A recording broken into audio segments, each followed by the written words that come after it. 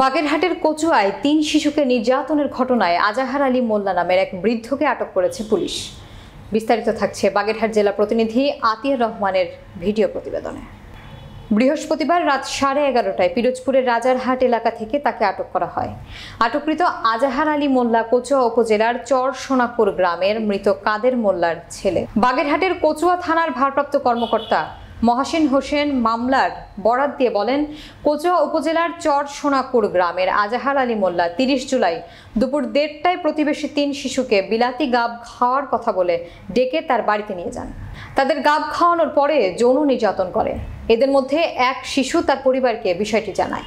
পরে ওই শিশুর বাবা বাদী হয়ে আজাহার আলী মোল্লার নামে নারী ও শিশু নির্যাতন দমন আইনে কচুয়া থানায় একটি মামলা করেন।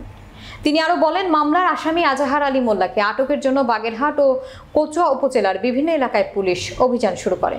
পরে বৃহস্পতিবার রাতে আত্মগোপনে থাকা পিরোজপুরের রাজারহাট এলাকা থেকে তাকে আটক করতে সক্ষম হয় পুলিশ। আসি আমি ওভারটা সেই সময় রাস্তায় পিরোজপুরের সময় যে এরকম 3টে মাইয়ের এই অবস্থা করছে যে বলাই নিয়ে